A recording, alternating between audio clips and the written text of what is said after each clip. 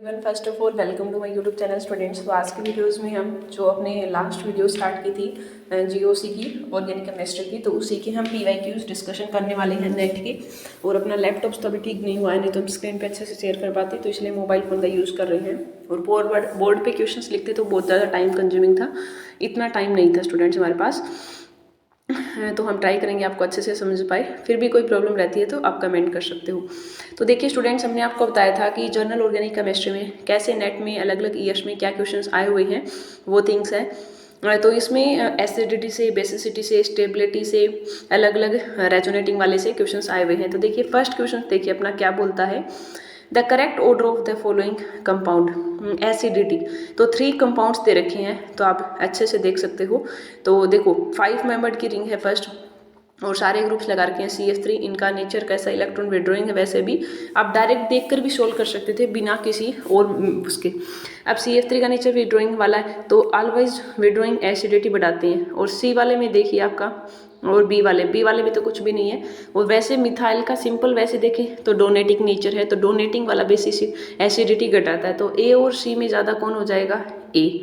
तो आपका A option सबसे ज़्यादा स्टेबल है। तो 2 ऑप्शन तो आपके नेगलेक्ट हो गए, ए एंड बी। अब इन दिन में से देखेंगे, अब यहाँ पे अगर हम इसको दूसरे वे से देखें तो सबसे ज़्यादा एसिडिक ए आ जाएगा, फिर सी, फिर बी आ जाएगा, ऑप्शन सी रहेगा। अगर आप इसको और हम डिटेल वाले एक्सप्लेनेशन से देखें तो वो भी हमने, और PDF आपको टेलीग्राम चैनल पे सेंड कर दी है ये वाली।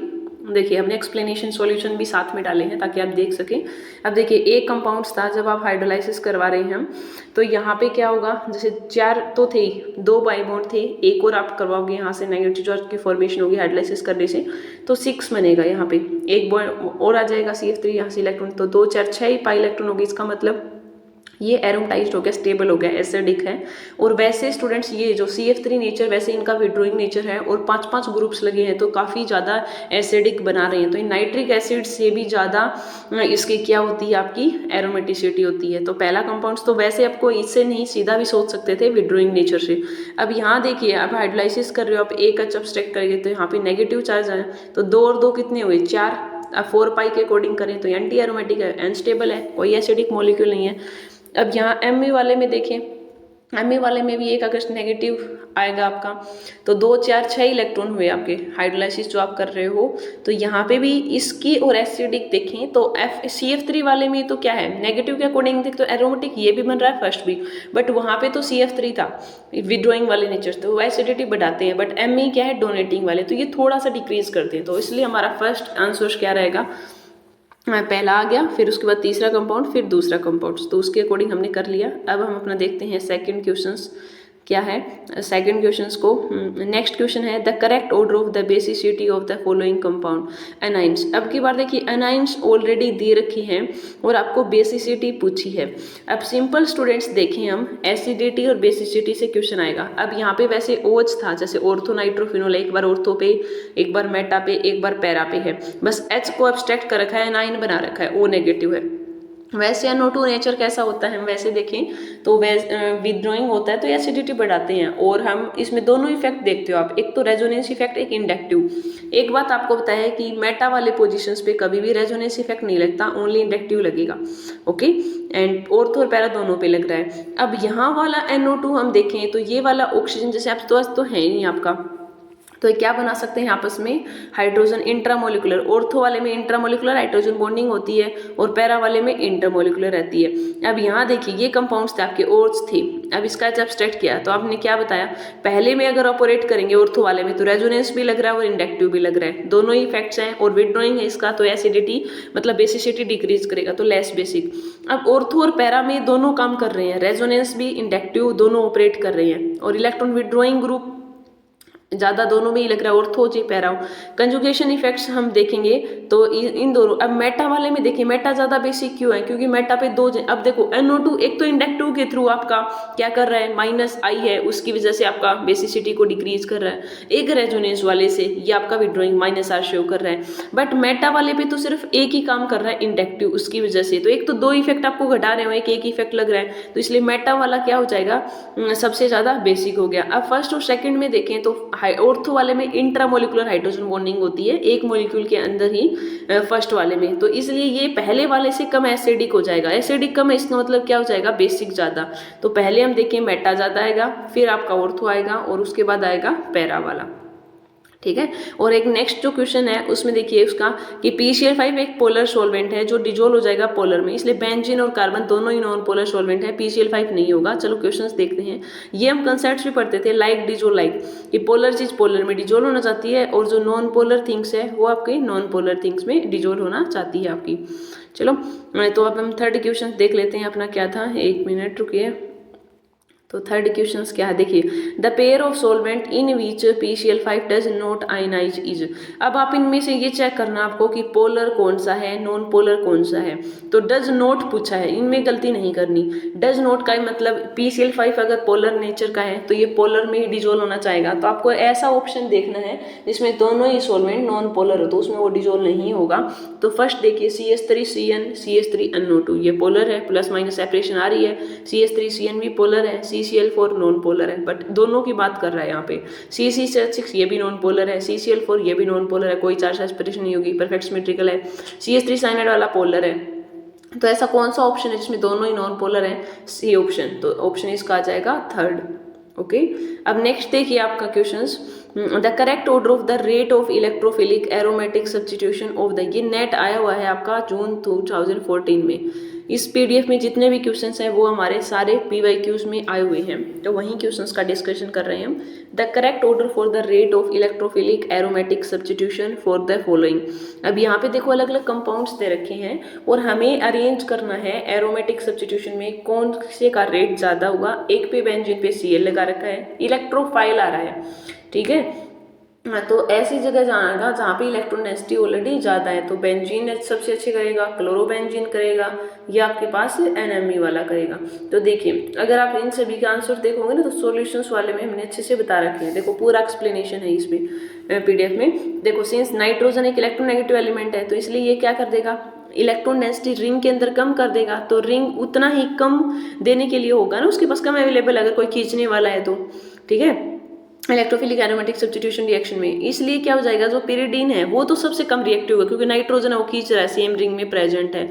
अगर आपका जो स्ट्रक्चर फर्स्ट में, अगर नाइट्रोजन आपका स्टूडेंट्स आउटसाइड वाले में हो, रिंग के बाहर की साइड्स में हो, तब आपका क्या होगा।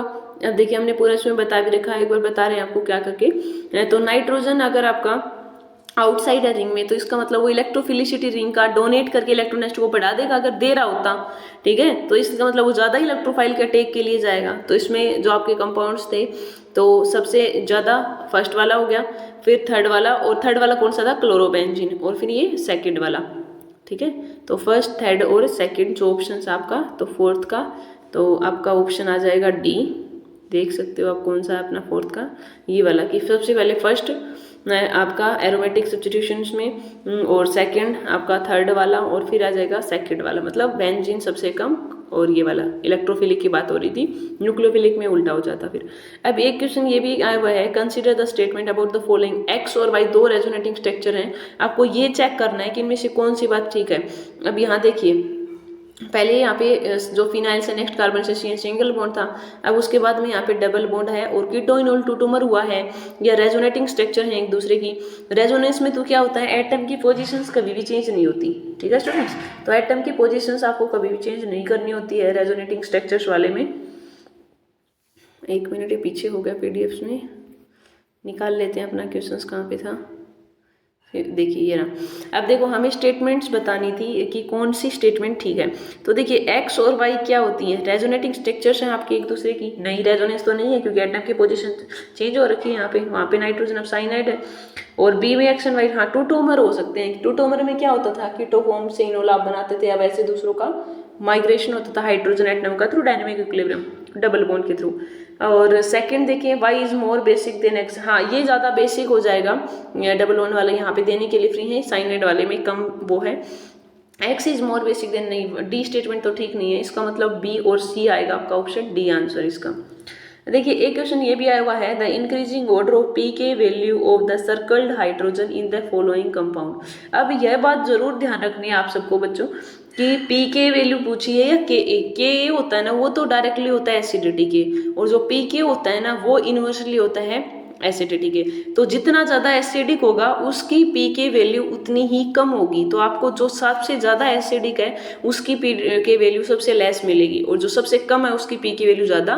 तो पहले ये पता लगा लीजिए कि एसिडिक सबसे ज़्यादा कौन है। देखिए आप सारे क्वेश्चंस देखोगे ना नेट में, एक बार हम बताएं आपको। अगला क्वेश्चन बेसिसिटी से है, नेक्स्ट हाइड्रोजनेशन वाले से अल्फाइड के अकॉर्डिंग देख लेंगे।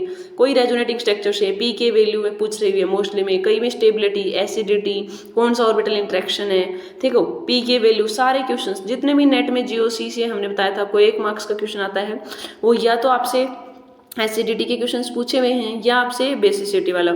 और देखो यहाँ एक्सप्लेन करके भी आपको बताया, एसिडिटी डायरेक्टली के बताया था हमने, डिसोसिएशन कांस्टेंट इनवर्सली बी के की वैल्यू, ठीक है। तो जो ज़्यादा एसिडिक होगा उसकी पी की वैल्यू उतनी ही कम हो जाएगी। तो यहाँ से आप देखोगे तो थर्ड वाले में एनाइन जो जर्नेट हो रहा है वो अनस्टेबल है कंपेयर टू विनाइल वाले के, मतलब क्योंकि एक विनाइल एनाइन हो रहा है, एक अलाइल होता है एक विनाइल होता है।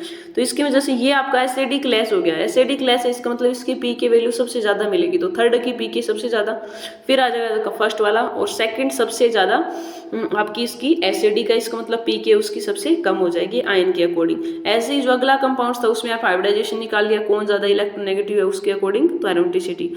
ये आपको पता है ट्रांस अल्किन ज़्यादा स्टेबल होती है सीस वाले में, क्योंकि वहाँ पे ज़्यादा नंबर ऑफ अल्फा हाइड्रोजन होंगे और उतनी ही हीट ऑफ हाइड्रोजनेशन कम हो जाती है अलग। और ये बेस का कोडिंग करवा रखा है। ये पी के वैल्यू का फिर से क्वेश्चन आ गया, बेस है, प्रोटॉन अब्स्ट्रैक्ट कर रहा है, एरोमेटिक कंपाउंड बना रहा है तो स्टेबलाइज हो जाएगा। देखिए sp2 sp3 है, जितना करेक्टर आपका ज़्यादा होगा उतना ही बॉन्ड स्ट्रॉन्ग होता है। ये याद रखना आप सभी को, डायरेक्टली होता है आपका, क्योंकि जितना ज़्यादा स्ट्रॉन्ग बॉन्ड होगा तो स्टूडेंट्स अपने को एनर्जी भी उतनी ज़्यादा लगानी पड़ेगी।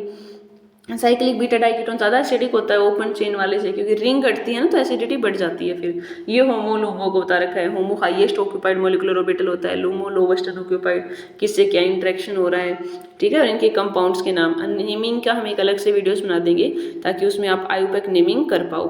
देखो ऐसे हम यहाँ पे जो कार्बोक्सिलेशन वाली रिएक्शन होती है CO2 बाहर हो रहा है। तो इस पूरी पीडीएफ में अप्रोक्स 30 क्वेश्चन है, 31 है, तो 31 के हमने इसमें सोल्व कर रखे हैं, ठीक है। तो एक बार आप बताना कि ऐसे समझ आ रहा है क्या पीडीएफ में। तो हाँ, फिर हम जो और क्वेश्चंस बच गए उसको नेक्स्ट वीडियोस में समझा देंगे।